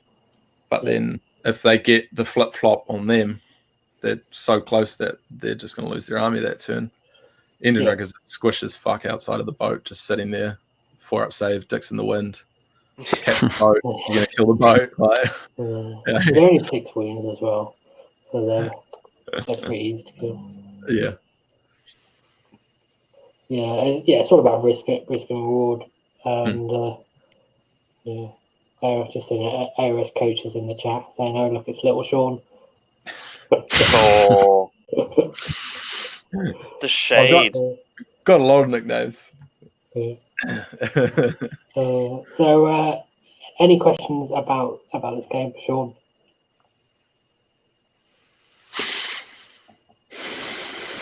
No, I can see. Yeah, he had enough screens, so he can effectively screen out 18. Well, what do they shoot? 30 inches. Yeah, 30. Yeah, 20, because they don't get 30, they don't count as not having moved when they teleport down the hero phase. They FAQ down. Yeah, still. Yeah, so it doesn't leave a lot of space. You've made like an envelope almost, like Arcanauts all the way down the side. The engine riggers take up the whole front. They have to deal with the engine riggers first anyway, otherwise they'll just kill everything else. And a lot of shit talking going on, you said. Yeah. It's sort of good. We're both hungover, so I normally stay at Shaun's place whenever I go to Wellington. So just those the mind games, like, oh, nah. Yeah. Like, just give me 30 minutes and go for a shit, bro. We'll finish the game. So fantastic. Was Shaun quite familiar with your list? Have you sort of been playing practice games against him beforehand? Nah, so he knows about my list because obviously we talk about it, and we've talked about it on the podcast before, and I'm always talking about it in chat and about, oh man, I love this. This is so good. Look at this. But he'd never actually played it before. Whereas I'd played this list that he's playing here at a tournament in Sydney when we went over to Aussie with my daughters, and gave him a real close game. So I had some experience on playing this list, but he hadn't had any actual on the board experience against playing my list. Yeah, I think you really need that with the way you play your list as well. It's very much about how you play it rather than what it can do. Yeah, it doesn't read on paper as I play it on the board. It's a lot different. Yeah. So now that you've been on a couple podcasts telling the world about how your list plays, you're gonna have to change it. Nah, she's right. I'll just do something different. I'll just alpha strike them first turn, and how it's supposed to go. Everyone will be like screening off the corner, going, "Oh yeah, now the gun hauler can't go in the corner." And then yeah, that's the beauty of it. It's like not, you don't pilot it, you just play it. Because if they're zoning off a random corner of the board, the gun hauler can't go there, then you've won anyway. Yeah, exactly. Won that little mind game with that unit. Exactly. Okay. Then you had Bone Reapers for your last game. Yep. Ooh. Yep. Was this post or pre-FAQ? Post FAQ. Post. So it's Stallion Overlords. Ooh, Nagash on the horse. Yeah. Before we go into detail, I I don't normally put people's names on these lists. Oh, you need to. Yeah, I thought I had to, and there was no excuse not to because it's there's not much in the list. So the list is called My Little Pony. My Little Pony, Friendship is Magic, and Nagash is in it called Skeletor. Lead Carol's called, and they're just giving everything silly little names like Applejack's Avengers and stuff like that. So Mitch was saying that he had to Google all like My Little Pony names to get them right. Oh, sure he did. Sure he did. He knew exactly what he was doing. Yeah. Now it keeps popping up on his stuff. You're like, yeah, righto, bro. Righto. So, that's some nice excuses. I have a question. How was it painted? Nicely. Tell me they were pastel colored. Sparkles and rainbows. He's not that committed. No. Pastel blue, but it wasn't pink and purple and that. A big rainbow Nagash. Yeah. He quite often does this with all his names. It's always a good chat to have a look at. Okay. So this two sort of meaty heroes when you got Nagash, and then what battle plan was this on? One of the new ones. The other new one, the one where you choose priority. Where you choose a primary. Yeah. So there's 6 on the boards. There's lots of objectives. Good for me, and you pick the main one. This list, I don't think people will be very familiar with how this list works. So Steliarch Lords lets everybody run and charge. So that means the Death Riders have a threat range of like 28 inches or something, or a comfortable threat range of 28 inches. And they don't fly. They don't fly. They can retreat and charge for a whatever they call bone point. Discipline points, yeah. Discipline point, yeah. It's. I think Steliarch Lords is going to be the way we see Ossiarch Bone Reapers go, other than the one with Catacross builds, because it's really good. It gives them mobility. It's a combat army. It needs mobility. But yeah, so this is 5 drops as well. I won the roll off, which is a biggie. Obviously, I didn't want to go first here.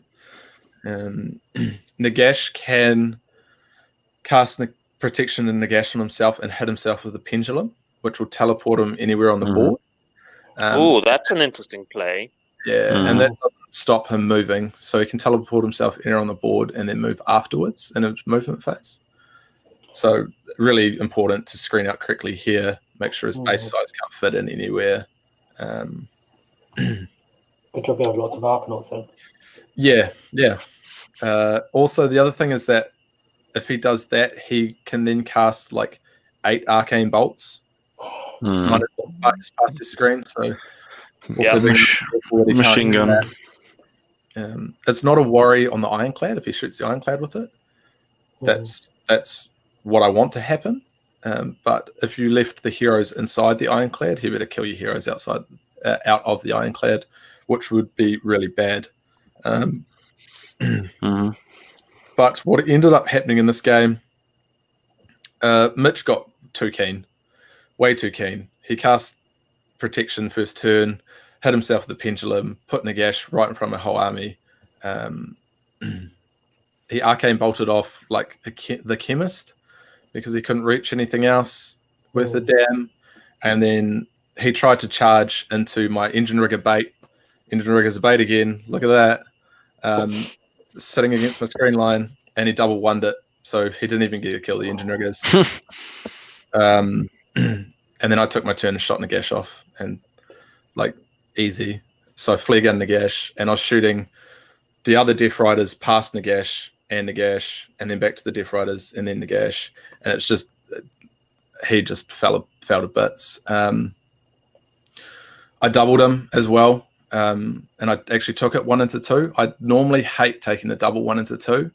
I think 2 into 3 is the strongest time to take a double. I think 1 into 2 is typically a mistake taking it. But killing 900 points of his army turn 1, I'll take it. So I took it, moved my army around, shot like 10 Death Riders out of the big unit off, killed 5 guys with the engine riggers. And then, yeah, it's not looking good for him. He can't resurrect any of his Death Riders. He's fast enough to catch my stuff, but all he's going to do is hit Archanaut screens. There was a lot of good... He was basically battling back at that point to score secondaries, which was cool. So we kept playing. There was a lot of good scenarios where he's trying to run in front of my boat to get to objectives, where my boat's not sitting on objectives. But because the stave range is so far, being 12 inches, and the boat's base is like 7 inches long, whatever it is, he's trying to run past it without wanting to annoy the boat, but the boat's still making half charge, so he's not getting where he wants to go because he's just clipping the boat everywhere he goes. But yeah, unfortunately, this was a quicker game than I thought it was going to be. If I could separate, if he didn't do that, so the idea was to separate Nagash from the Death Riders. I really wanted him to throw those 15 Death Riders into me, hit some screens, and then flare gun them, blow them up, and then it's only Nagash. So if Nagash moves 2 inches a turn, he's not anywhere as useful as when he can just run and charge 9 plus 6, 12 plus 6. But that's not what ended up happening at all. It was a lot more simple than that. So yeah, that was it was quite a quick game, maybe 45 to an hour. Losing 900 points of your army in turn 1 is sort of the you're fucked. Like if I've got 2,000 points and you only have 1,100 points, you need a miracle at that point, and poor Mitch didn't get it. Or good summoning, but yeah. So he had absolutely walked through the tournament with this list up to this point. And I know he'd done the same thing against the Change Host list, where he just put Nagash into the fucking whole army. And it worked out really well for him.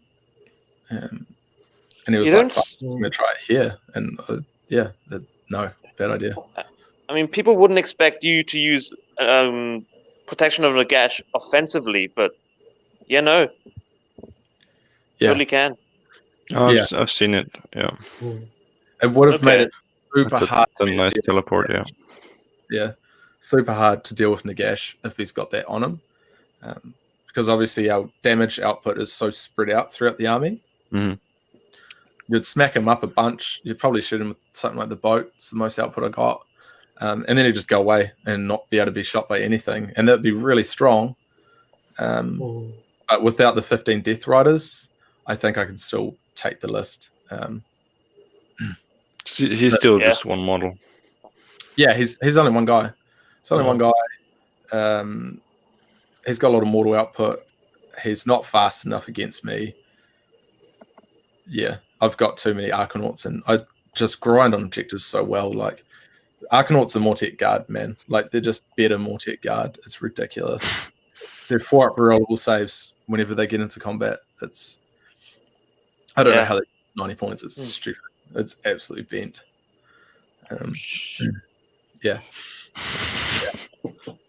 So you wholeheartedly disagree. Wholeheartedly disagree with the consensus of Arcanauts got nerfed. Yeah, Arcanauts did not get nerfed. They got buffed. Yeah.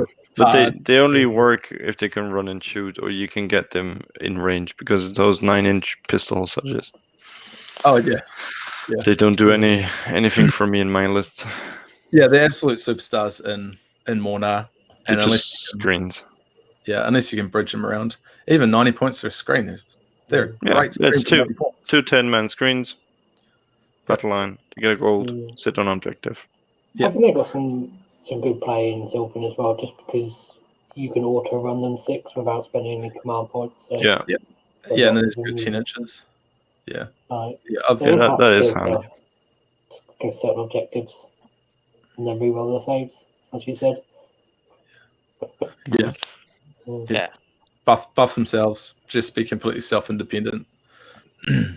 Yeah, and if you add on the -1 to hit from a chemist, they are actually quite durable. If they happen to sit near an objective in terrain, I had a Mawk Rusher trying to kill them for 2 turns, and he didn't manage.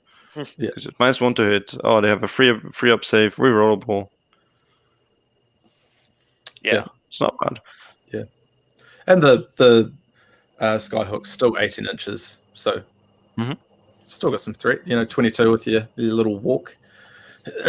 That's big enough to hit most things that you want to hit. Yeah. Yeah. And So what was your favorite game? Like what games you had the most fun in? I think either the game against Aiden with the Iron Jaws, or the game against Shaun. Yeah. Just for the smack talk. Yeah, just garbage the entire game. So that's like unsurprising. Until somebody starts to get salty because they're losing a little bit. Talk more garbage. okay. And on that vein, what was the most challenging game? Aiden's. Just having only an ironclad and what's inside of it and a gun hauler left alive on the board against a combat army with mobility models. It had to be done right, I think, to pull it off. He got so up on points on the first 2 turns as well that it was really a grind to get back there and get to the point where he couldn't possibly win, which we got there, but it was a lot of thinking to get there. That's the best kind of game still. Oh, absolutely. That's what I want. I want to play those games. Yeah. Yeah. I don't want to play something like the Zench list first game and just play 10 minutes. Table turn 2, yeah, and then you sit around for an hour. Yeah. And there's no bar. Yeah, there's no bar. Yeah, which is probably going to be even worse if there's bar, right? Like you get to sit at the bar for an hour, you come back, do it again, sit at the bar for another hour, lose game 3, you can't see. That's how it goes. Come to SAGT next time. We do have a bar. Yeah. Yeah, I'm really looking forward to getting back over to Aussie for some tournaments. Yeah, unfortunately, it looks like CanCon's cancelled. Yeah. But COVID stuff. But there'll be other tournaments. Pretty sure SAGT will go ahead. Yeah.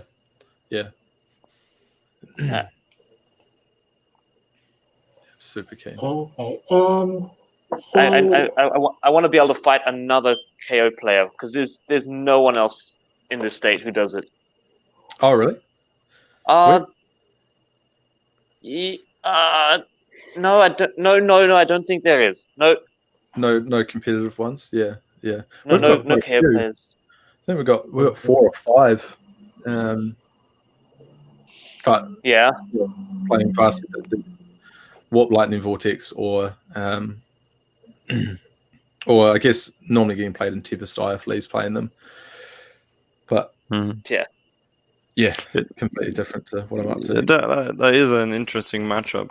How do you figure your Mhornar list would play against your typical Sylphin Alpha Strike KO list? Yeah, I played it before. I played it at Leapmar, and it smashed it then. I think it grinds on objectives too hard for the other one. Obviously, they just want to be shooting my good pieces, but if they don't shoot my good pieces, I'm going to score too hard for the first 3 turns, and then by that point, they probably can't come back. But yeah, I don't. Yeah, I like my matchup into it, to be honest. I just you have to have bodies on the board. I just don't know how you play it relying on 9-inch charges and having a boat or 2 boats or 6 guys in a boat standing on an objective, acting like somebody's not going to run 10 skanks over there and take it back, because like you've just completely wasted your time at that point, right? Like you literally win the game by taking objectives that can't be recovered. Like they can't come back and contest the objectives. That's how you start pulling ahead in the game. So if you can't even hold an objective without getting into combat, without them having to force combat, I think you're making it pretty hard for yourself, and you're relying purely on your output. So you're gonna do a mix of both. Yeah. I've got the 10 squads, 10 Arkanauts, 7 objectives, and then Death Star boat.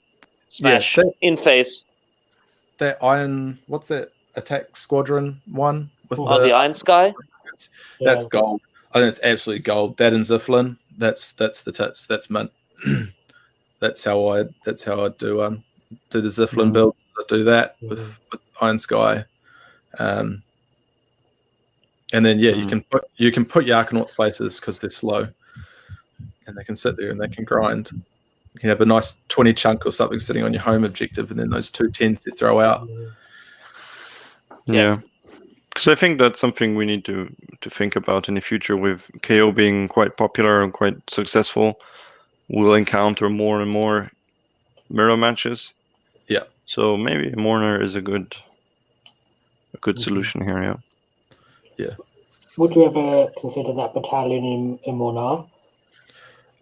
Yeah, I think it works fine in Mhornar as well. Yeah, like that battalion, I think is the best battalion that's there. The battalion ability is way stronger than the other ones, obviously. But yeah, I just wanted to get my drops down as hard as possible, and I don't feel like I have to take anything that I don't want to take. So it seems to vibe pretty well for me. I think all our battalions are so good. Like those two, the Grunstock escort wing one, that's fantastic as well. Thunderers are great in 10-man units or big blocks, and getting free rerolls is nice. Gun haulers are just absolutely ridiculous. Yeah, I don't think we really have a bad battalion, do we? We only have those 3 that see play, and then a big stupid one that you can't play. I mean, the stupid one you never take. Yeah, so you can't take it. So no, it's I love the book because it's got options. There's not just this is the one way to play KO, and this is the one list you must take. There's like 3 or 4 in there. Yeah. Yeah. 3 or 4 totally equally competitively viable lists. Yeah. Yeah, I think it's going to be a resilient book if the meta changes as well, because there's just a lot of different tech in the book to choose from. That if there's massive shifts in the meta, that you can sort of go, "Oh, I'm going to pick this artifact, or I'm going to switch to this skyport or something." There's so many different things to pull from. Yeah, like this. So I was playing. I've been playing Age of Sigmar forever, right? And I used to play the Murder Host back when it was literally a paper scissors rock. You either played Murder Host, you played Clown Car, or you played Change Host, right? If anybody doesn't know, the Clown Car beat the Change Host, but the Change Host beat the Murder Host, but the Murder Host beat the Clown Car. And what's the Murder Host? The Murder Host was you put like 120 blood leaders in there. They moved 2d6 pre-game, they moved 2d6 in the hero phase, and then they moved in the movement phase. They moved like fucking 5 times a turn. Okay.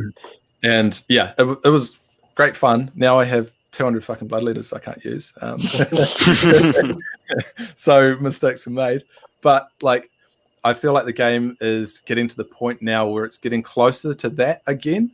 And it's these same books. It's the Change Host is causing the same problems, but you've got the armies, the KO, the Clown Car sort of builds, which are solving that problem, and then the hard, fast combat armies coming around and countering this one, but getting smashed by that. And we're sort of going in the circle now, where the shooting output is back, and the magic output is back, but the combat has actually gotten faster, I think, than the shooting and magic's caught up. So I think it's quite a good way that they've probably unintentionally balanced the game, is not by making shooting worse, but by making the mobility of combat armies faster, which directly counters the shooting lists, if that makes any sense to you guys. Yeah. Yeah, and I think they've fundamentally changed the way a lot of shooting lists work, that the shooting relies on moving to get into threat range rather than just sitting back in the deployment zone in a gun line. You can't castle up because then you're not scoring. Because shooting's obviously always going to be the best form of output in the game. Magic, you're limited, you can't move.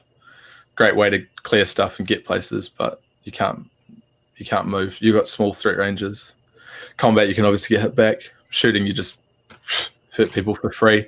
Only problems contesting objectives once you've shot people off. But it's I think it's always going to be an issue for them, is balancing shooting, because it is so inherently strong because of the way that the game works. So I think it always off. I mean, like KO. You're bringing a gun to a knife fight, like And it swings back and forth as well, because quite often it's the case of, if you don't shoot them, then they turn around and kill you because they're not dead. So it's often a case of, can you kill enough of them? Yeah, exactly. Yeah.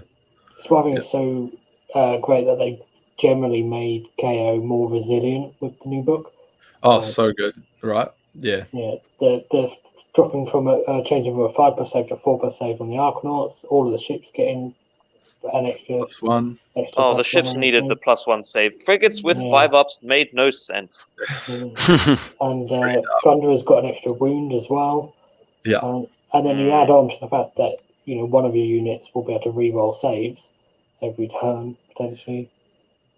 Then, we're a huge amount more resilient, whereas before it's kind of like, hope you kill enough, and then that's it. Whereas now you can actually grind out games with the new book. Yeah.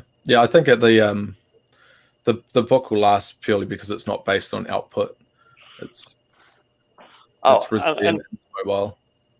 And they've also got like the genius of the spell in the bottle. Every time a new book comes out, we get a small update.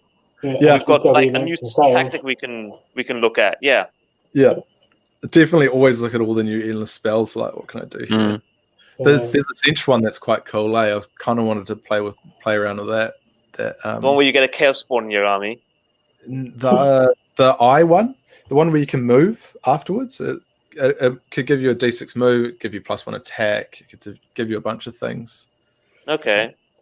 Cheeky way to teleport, like hitch Endon Riggers over in range of that, and then at the end of the movement phase, they could move D6. So now they're 9 inches away, or they get +1 attack. So now maybe you're an 8-inch charge with a reroll, but when you get there, you've got the old school chemist buff on you. I mean, if you want maneuverability, you could also go with the Seraphon cogs, because those get activated by the caster. Yeah. So you can use you can use the Seraphon cogs with the chemist. Yeah. I thought about that the other day. I don't know how I didn't think about it earlier, but we could just take the Seraphon stuff, like Seraphon Gendids, and then they can't do anything about it. We just get to play with it. I think that's worth the extra. Yeah, I mean, we can only move it once, because then to move it the next time, we also can't, because we're not Seraphon. The predatory ones. Is it Seraphon or user? Most of the predatory ones are only movable by Seraphon, but the cogs specifically say the caster instead of a wizard. Yeah. So you just got to be careful with the wording, I guess, don't you? Yeah. Difficulty with cogs is you are still, even if it's the Seraphon one, is it's still going to buff every unit on the table, yours and your opponents, if you speed up time. Yeah. Which is not what you want. You don't need to go faster. Now you want to make your charges easier. But there's a cheeky little play with the Burning Head, because your opponents can't move it, so you can just put it somewhere and give units reroll ones to hit for free for the whole game, and then they can't move it onto your unit and do mortal wounds. Yeah. The annoying thing is it's just the dispel values, right? Like I think the head's only a 5 or a 6 or something, so it's quite easy to pull off the board. Sort of the value of the Warp Lightning Vortex is that it's so impossible to move once it's there. Yeah. Pretty much. Yeah, you end up putting a battalion in your list to get an endless spell, and then if it's low casting value, you only get that use of it for one turn. Yeah. And you spent, and there's the same problem with the cheaper and the spell options.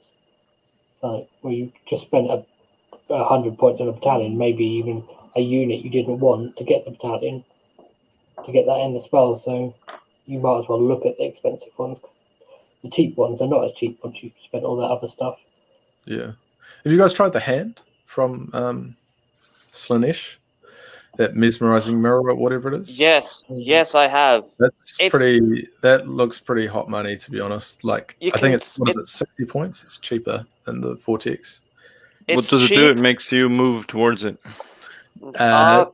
Does a couple things. of. So you roll 6 dice for each hero within 18 inches of it or something. And for each 6, it does a mortal wound, but then it stacks up on top of each other. So the max output of it is like 36 mortal wounds to a hero. It's squared, yeah. So you roll 6 dice, and if you roll like 3 6s, it's it's 3 squared, so you'd have 9 mortal wounds from 3 6s. Yeah. But it's very unlikely to actually roll more than 2 6s. And it kind of, like, I used it a bit when it first came out, and it just wasn't doing anything. Like, it did 1 or 2 mortal wounds. Because it doesn't move, and the casting value is 7, so it's high enough to be a bit harder to pull off the board. You can't move it off the board, and then it has that other thing where you need to move in your movement towards it, or you do mortal wounds. It seems like it could be a cool little change from the Vortex. Yeah. I still like that Grave Tide that I used against you. The one that halves your movement. Yeah. Not the Grave Tide, the Chaos. Chaos Yeah. Yeah, the Rupture. Yeah. You bait him into charging your boat or charging the screen right in front of your boat. Then you rupture. Then you fly off. And they're stuck there with half movement in the corner where your boat used to be. There's with Lumineth, they've got one that's like a mini Warp Lightning Vortex. I can't remember exactly how it works now, but it's 10 points less. It messes with movement as well. That stone sigil. Yeah. Very sloppy designed thing. Yeah, it's a start ugly model. Looks like a 3D printed cardboard thing. Yeah. It's got to be better than that Scuttle Tide from Gloomspite Kits. That's the worst endless spell in the game. But in terms of how it looks, you mean? Yeah, how it looks. It's the best endless spell ever, but it looks so shit. Yeah. It's like a 5-year-old with a stamp, and they're just going, spider. Copy and paste. Yeah. And then in a straight line as well. Yeah. Shitty spider template all over base. Done. Yeah, I quite like the idea of Scuttle Tide in the fact that you don't need a hero phase move to use it. But as I just said, the problems with, you normally have to take a battalion to get spell in a bottle.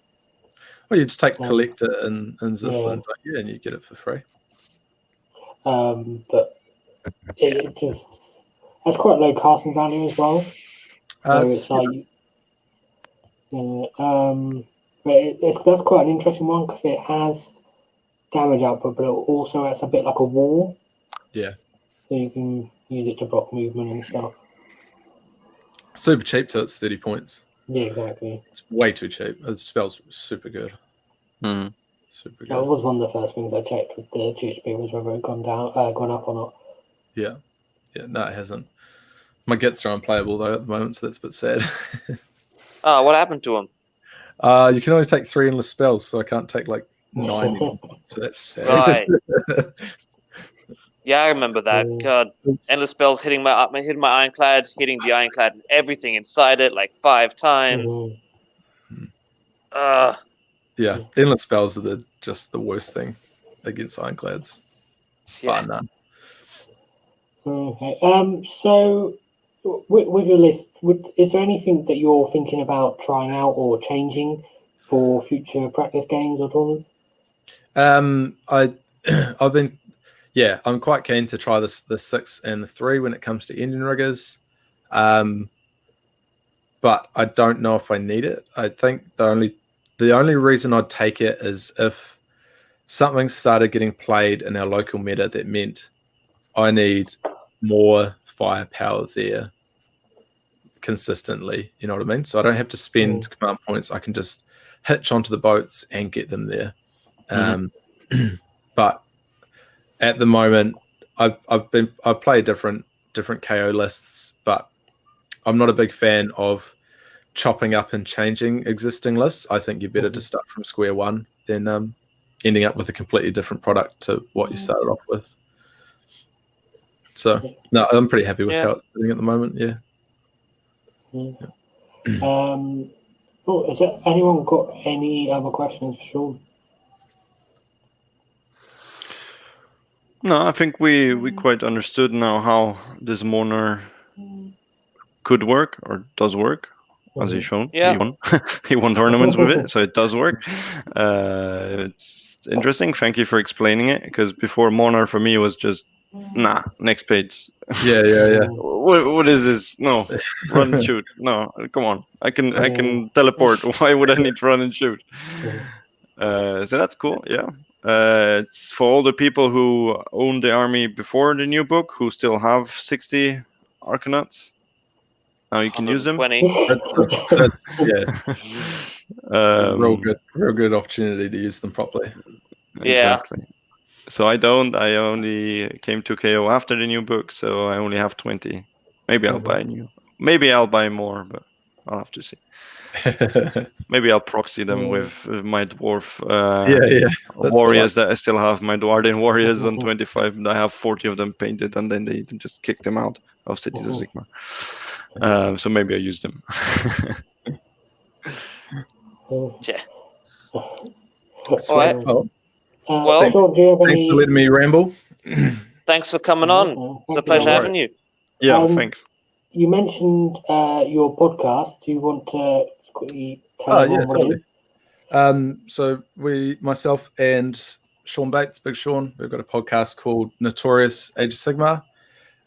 If you just type in Age of Sigmar or Notorious Age of Sigmar, you'll see it pop up on iCloud and iTunes and Podbean. It's like a Stormcast face, half a Stormcast face and half a Blood Warrior head, and that's us. So give us a jam if you want. You'll hear me ramble a lot. Oh, definitely have to give it a go. Nice. So, thank you very much for coming on. And if everyone watching, if you like the show, then do all the things that all YouTubers ask you to do. You know what they are: like, subscribe, comment, that stuff. And go check out Shaun's podcast. Thank you very much, everyone. Sweet lads. Thank you. See you See you around. See ya. All right.